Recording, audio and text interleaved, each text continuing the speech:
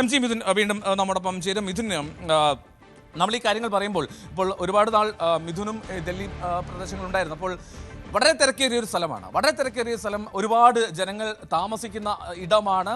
അവിടെയാണ് ഇത്തരത്തിലൊരു സ്ഫോടനം. സ്വാഭാവികമായും ഈ മരണസംഖ്യ നിലവിലത് 11 വരെയായി എന്നുള്ളതാണ് കണക്കുകൾ. പക്ഷേ അതിലും കൂടുമായിരുന്നു ഇന്നലത്തെ ഒരു സാഹചര്യം കൂടി പരിശോധിച്ചാൽ. അത് ഭീകരവാദികൾ ആരുമാവട്ടെ, ജെയ്ഷെ മുഹമ്മദ് ഇപ്പോൾ അതിൽ സംശയനിഴലിലാണ്. അതിൽ സ്ഥിരീകരണം വരണം. ഔദ്യോഗികമായിട്ടുള്ള വിശദീകരണമോ സ്ഥിരീകരണമോ വന്നിട്ടില്ല, അവരത് ഏറ്റെടുത്തിട്ടില്ല. പക്ഷേ എങ്കിൽ പോലും ഇത്തരത്തിലുള്ള ചില പ്രധാനപ്പെട്ട ഒരു കേന്ദ്രങ്ങൾ ആക്രമിക്കാനുള്ള ശ്രമം, അല്ലെങ്കിൽ അവിടെ ഒരു ചാവൽ സ്ഫോടനം നടത്താനുള്ള ശ്രമം, അത് രാജ്യം വളരെ ഗൗരവത്തോടെ നോക്കില്ലേ?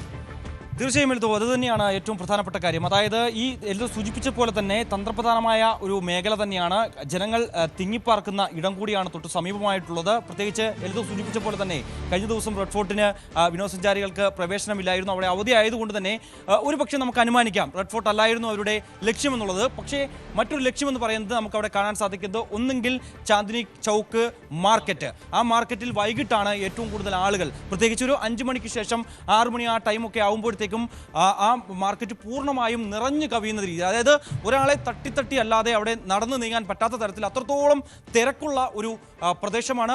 പ്രത്യേകിച്ച് അതിൻ്റെ കാരണമെന്ന് പറയുന്നത് തന്നെ വളരെ കുറഞ്ഞ വിലയ്ക്ക് നമുക്ക് സാധനങ്ങൾ വാങ്ങിക്കാൻ പറ്റുമെന്നുള്ളത് തന്നെയാണ്.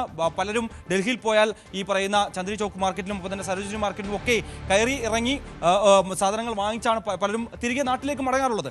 അതുകൊണ്ട് തന്നെ ആയിരിക്കാം ഒരുപക്ഷെ ഇവർ ഈ മേഖല തന്നെ ലക്ഷ്യം വെച്ചിരിക്കാമെന്ന് അന്വേഷണ സംഘം അനുമാനിക്കുന്നത്.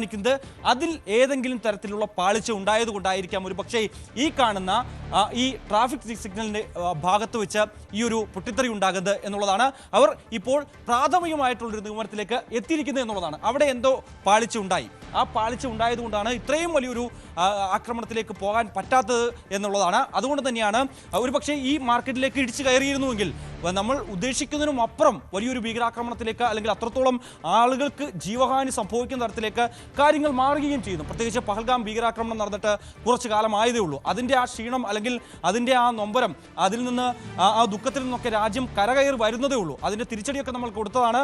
ഓപ്പറേഷൻ സിന്ദൂറിൻ്റെ ഭാഗമായി പ്രത്യേകിച്ച് ജെയ്ഷെ മുഹമ്മദ് ഭീകരരുടെ താവളങ്ങൾ ലക്ഷ്യമാക്കി കൃത്യമായ രീതിയിലുള്ള ചില പ്രവർത്തനങ്ങൾ നടത്തുകയും അത് ലക്ഷ്യസ്ഥാനത്ത് കാണുകയും ചെയ്തതിൻ്റെ ഒരു വിവരങ്ങൾ അത് അവർ തന്നെ സ്ഥിരീകരിക്കുകയും ചില പ്രകോപനകരമായിട്ടുള്ള ചില ഇടപെടൽ, അല്ലെങ്കിൽ ചില പ്രതികരണങ്ങൾ അവരുടെ ഭാഗത്തുനിന്ന് വരുന്നത് കഴിഞ്ഞ മാസം നമ്മൾ കാണുകയും ചെയ്തതാണ്. അതായത് കരുതിയിരുന്നോളൂ, നിങ്ങൾക്കുള്ള തിരിച്ചടി, അല്ലെങ്കിൽ ഞങ്ങൾ പലയിടങ്ങളിലും, ഇന്ത്യയുടെ പലയിടങ്ങളിലും ആക്രമണം നടത്തും, ഇതൊരു തുടക്കമായി മാത്രമേ കാണാൻ സാധിക്കൂ എന്ന രീതിയിലായിരുന്നു ജെയ്ഷെ മുഹമ്മദ് ഭീകരന്മാരുടെ ചില പ്രസംഗങ്ങളും ചില വെളിപ്പെടുത്തലുകളും പിന്നാലെ വരികയും ചെയ്തു. അതടക്കം നമ്മൾ ഇതിനകത്ത് ചേർത്ത് വായിക്കപ്പെടേണ്ടതായിട്ടുണ്ട്.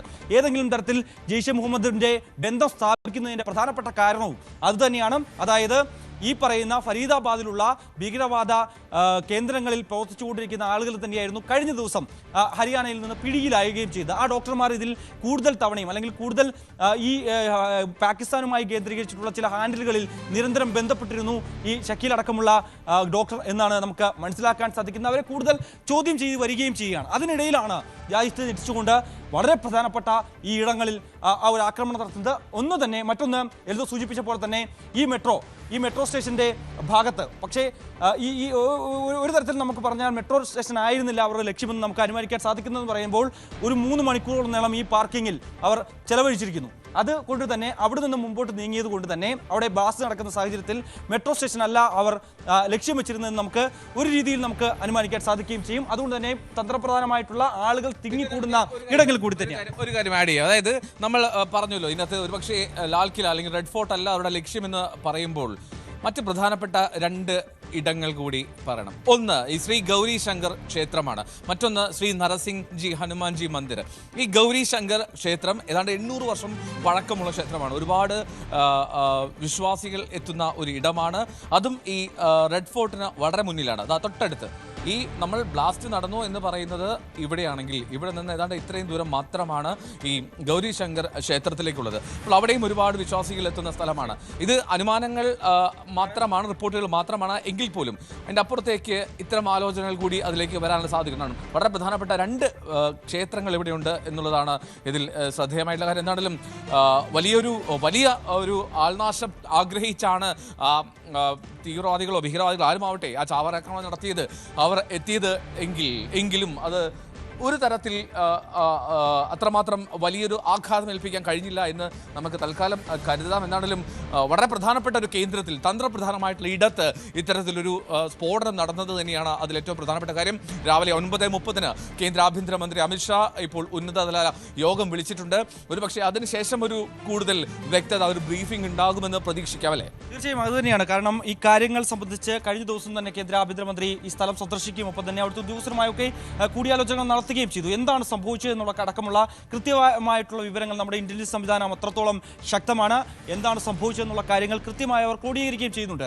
അതുകൊണ്ട് തന്നെ കഴിഞ്ഞ ദിവസം ഈ ഭീകരരാണ് ഈ ഒരു ബ്ലാസ്റ്റ് അത് ഭീകരവാദികളുടെ ഭാഗത്ത് നിന്നുണ്ടായതാണ് എങ്കിൽ അവർ ലക്ഷ്യം വെച്ച കാര്യങ്ങൾ അവരെന്താണോ ലക്ഷ്യം വെച്ചത് അത് ഇപ്പോൾ നേരത്തെ എൽദോ സൂചിപ്പിച്ച പോലെ തന്നെ ആ കാര്യങ്ങളൊന്നും നമുക്ക് തള്ളിക്കളയാൻ പറ്റില്ല. പ്രത്യേകിച്ച് ഈ ജൈന ക്ഷേത്രമാണ്, 800 വർഷം പഴക്കമുള്ള ജൈന ക്ഷേത്രമാണ് ഈ റെഡ് ഫോർട്ടിന് സമീപമായിട്ടുള്ളത്.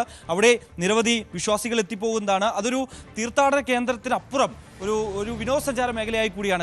അത്രത്തോളം പഴക്കമുള്ള വളരെ ഈ കൊത്തുപണികളൊക്കെ ഉള്ള വളരെ പ്രധാനപ്പെട്ട ഒരു ക്ഷേത്രം കൂടിയാണ്. അവിടെയൊക്കെ ആളുകൾ എത്തുകയും അവിടെ ദർശനം നടത്തുകയും ഒപ്പം തന്നെ അതൊക്കെ കണ്ടു മടങ്ങുകയും അവിടെ നിന്ന് ഫോട്ടോ ഒക്കെ എടുക്കുന്നതൊക്കെ നമ്മൾ പലതവണ കാണുകയും ചെയ്തിട്ടുള്ളൊരു സ്ഥലം കൂടിയാണ്. ഒരു പക്ഷേ അവിടെയാണോ ലക്ഷ്യം വെച്ചത്? അതല്ല, ഈ പറയുന്ന ചാന്ദിനി ചൗക്ക് മാർക്കറ്റിനുള്ളിലേക്ക് കയറി ഒരു പക്ഷേ അവിടെ ഒരു വലിയ രീതിയിലുള്ള ആക്രമണം നടത്താനാണോ ഇവർ പദ്ധതിയിട്ട് എന്നുള്ള അടക്കമുള്ള കാര്യങ്ങൾ അത്തരത്തിലൊരു സംശയമാണുള്ളത്.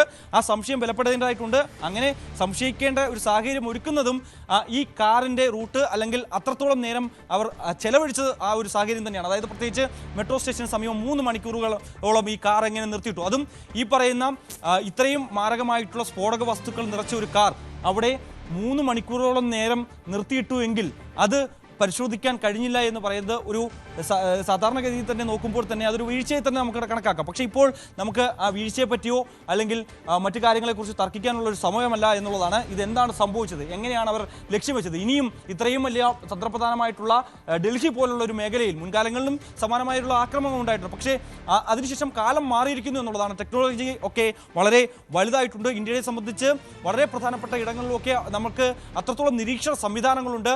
അവയൊക്കെ ഉണ്ടായിട്ട് പോലും അവയൊക്കെ വെട്ടിച്ച് എങ്ങനെ ഈ കാറിന് ഈ പ്രധാനപ്പെട്ട ഇടങ്ങളിലേക്ക് വരാൻ പറ്റി? അതായത് സാധാരണഗതിയിൽ ഒരു രീതിയിൽ ഈ പറയുന്ന പോലെ തന്നെ ഏതെങ്കിലും തരത്തിൽ ഒരു വാഹനം നമ്മൾ തന്നെ ഇപ്പോൾ ഈ പറയുന്ന ഇടങ്ങളിലേക്ക് സുരക്ഷ കൂടുതൽ ശക്തമാക്കിയിട്ടുള്ള ഇടങ്ങളിലേക്കൊക്കെ പോയാൽ ഒരു പക്ഷേ അവിടെയൊക്കെ കൃത്യമായ രീതിയിലുള്ള പരിശോധന പോലീസിൻ്റെ ഭാഗത്തുനിന്നും ഉണ്ടാകും. കാറടക്കം ചെക്ക് ചെയ്തതിന് ശേഷം മാത്രമേ പ്രത്യേകിച്ച് ഈ വാഹനങ്ങളൊക്കെ കടത്തിവിടുകയും ചെയ്യുള്ളൂ. അങ്ങനെയാണ് പതിവ് എന്നുള്ളതാണ്. മറ്റൊന്ന്, ഈ കഴിഞ്ഞ ദിവസം ഈ ഫരീദാബാദിൽ നിന്ന് ഈ 2 ഡോക്ടർമാർ പിടിയിലാകുന്നു. അവരുടെ കാറിൽ നിന്ന് ഈ സ്ഫോടക വസ്തുക്കൾ കണ്ടെത്തുന്നു, തോക്കുകളടക്കം കണ്ടെത്തുന്ന ഒരു സ്ഥിതിവിശേഷം. അതുകൊണ്ട് തന്നെ സ്വാഭാവികമായും ഡൽഹി കേന്ദ്രീകരിച്ച് ശക്തമായിട്ടുള്ള സുരക്ഷാ ക്രമീകരണങ്ങൾ ഏർപ്പെടുത്താറുണ്ട്. അത് കഴിഞ്ഞ ദിവസം ഏർപ്പെടുത്തിയിട്ടുണ്ട് എന്ന് തന്നെയാണ് നമ്മൾ മനസ്സിലാക്കുകയും ചെയ്യുന്നത്. അങ്ങനെയെങ്കിൽ ഇത്രയും നേരം ഒരു കാറ് അവിടെ കിടക്കുന്നു, ആ കാറ് പിന്നീട് പലതവണ പലയിടങ്ങളിലായി കറങ്ങുന്നു. അപ്പോഴൊക്കെ ഇവിടെയൊന്നും പരിശോധന ഉണ്ടായിട്ടില്ലേ എന്നടക്കമുള്ള ചില പ്രധാനപ്പെട്ട ചോദ്യങ്ങളൊക്കെ ഒരു മറുവശത്ത് ഉയരുന്നുണ്ട്. പക്ഷേ അതൊന്നും നമുക്കിപ്പോൾ ചിന്തിക്കേണ്ട കാര്യമല്ല, അല്ലെങ്കിൽ അത് സംബന്ധിച്ചുള്ള കാര്യങ്ങൾ വാദപ്രതിവാദങ്ങളൊക്കെ ഒന്നും കടക്കേണ്ട ഒരു സാഹചര്യമല്ല എന്നുള്ളതാണ്. എന്തായാലും വീഴ്ച സംഭവിച്ചിട്ടുള്ള കാര്യത്തിൽ സംശയമില്ല. അതല്ല എങ്കിൽ ഇങ്ങനെ ഒരു രാജ്യത്തെ നടുക്കിക്കൊണ്ടുള്ള ഇത്രയും വലിയൊരു ആക്രമണം ഉണ്ടായില്ല എന്നുള്ള കാര്യമാണ് ഏറ്റവും പ്രധാനപ്പെട്ട കാര്യം. ഒരു പക്ഷേ അവർ ലക്ഷ്യം വെച്ചത് ചാന്ദിനി ചൗക്ക് മാർക്കറ്റ് ആയിരുന്നുവെങ്കിൽ ഇതിലും വലിയ ഭീകരമായ ഒരു സ്ഥിതിവിശേഷത്തിലേക്ക് കാര്യങ്ങൾ പോയേനെയും നിരവധി പേർക്ക് ജീവഹാനി സംഭവിക്കുന്ന തരത്തിലേക്ക് ഈ വിഷയം തന്നെ മാറുകയും ചെയ്യുമെന്നുള്ളത് തന്നെയാണ്. അത്രത്തോളം സ്ഫോടക വസ്തുക്കൾ ഈ കാറിനുള്ളിൽ ഉണ്ടായിരുന്നു എന്നാണ് പ്രാഥമികമായിട്ടുള്ള ഒരു അന്വേഷണ സംഘത്തിൻ്റെ നിഗമനം എന്ന് പറയുന്നത്. അതുകൊണ്ട് തന്നെ ഈ വിഷയത്തിൽ ഇന്ന് 9:30 ആഭ്യന്തരമന്ത്രി അമിത്ഷായുടെ നേതൃത്വത്തിൽ ഉന്നതതല യോഗം ചേരും. പ്രധാനപ്പെട്ട ഉദ്യോഗസ്ഥരൊക്കെ ഈ ഒരു യോഗത്തിൽ പങ്കെടുക്കുകയും ചെയ്യും. അതിൽ ഇന്റലിജൻസ് സംവിധാനം കൃത്യമായി ഈ വിവരങ്ങൾ ക്രോഡീകരിക്കുന്നുണ്ട്. അറസ്റ്റിലായ നിരവധി ആളുകളുണ്ട്, അവരെ ചോദ്യം ചെയ്തു വരികയാണ്. പ്രത്യേകിച്ച് ഈ പുൽവാമ സ്വദേശി താരിഖ് ഒരുപക്ഷെ ഈ പിടിയിലായവരിൽ ജമ്മു കാശ്മീരിൽ നിന്ന് 2 പേരെ അറസ്റ്റ് ചെയ്തിട്ടുണ്ട് എന്ന് നമുക്ക് മനസ്സിലാക്കാൻ സാധിക്കുന്നു. അവരെ ചോദ്യം ചെയ്ത് വരികയാണെന്ന് നമുക്ക് ലഭ്യമാകുന്ന വിവരം. ഒരുപക്ഷെ ആ രീതിയിലാണ് കാര്യങ്ങൾ പോകുന്നതെങ്കിൽ ഇവർ കൃത്യമായ രീതിയിൽ ഇവരെ ചോദ്യം ചെയ്യുന്നതോട് കൂടി അതിൽ താരിഖാണ് എങ്കിൽ താരിഖ് എങ്ങനെ ഈ പറയുന്ന ഉമർ മുഹമ്മദിനെ ഈ കാറ് കൈമാറി, അതായത് പലതവണ കൈമാറ്റം ചെയ്തുകൊണ്ട് ആണ് ഈ കാറ് എത്തിയിരിക്കുന്നത് എന്നുള്ളതാണ്. ആദ്യത്തെ ഇതിന്റെ ഉടമസ്ഥൻ എന്ന് പറയുന്നത് സൽമാനാണ്. സൽമാനിൽ നിന്ന് അത് ദേവേന്ദ്രനിലേക്ക് വരുന്നു. സംഘർഷത്തിൽ ഡൽഹി അതീവ ജാഗ്രതയിലാണ്. ഡൽഹി മാത്രമല്ല കേരളം അടക്കം നിരവധി സംസ്ഥാനങ്ങളിൽ അതീവ ജാഗ്രത നിർദ്ദേശമാണ് പുറപ്പെടുവിച്ചിരിക്കുന്നത്. അതുപോലെ തന്നെ പ്രധാനപ്പെട്ട കേന്ദ്രങ്ങളിലൊക്കെ തന്നെ വലിയ തരത്തിലുള്ള സുരക്ഷ ഏർപ്പെടുത്തിയിട്ടുണ്ട്. ഇനി ഇതൊരു ഭീകരാക്രമണമാണെങ്കിൽ തന്നെ ഇതിന് പിന്നിലാര്, ഇതിന്റെ ഉദ്ദേശം എന്തായിരുന്നു അവരുടെ ലക്ഷ്യം എന്നുള്ളതൊക്കെ നമുക്ക് വ്യക്തമാകേണ്ടതുണ്ട്. ഇന്ന് 9:30 നടക്കുന്ന യോഗത്തിൽ ഇതിൽ എല്ലാ കേന്ദ്രത്തിന്റെ ഭാഗത്തു നിന്നും ഇതിലൊക്കെ ഒരു മറുപടി ഉണ്ടാകും എന്ന് തന്നെ നമുക്ക് പ്രതീക്ഷിക്കാം.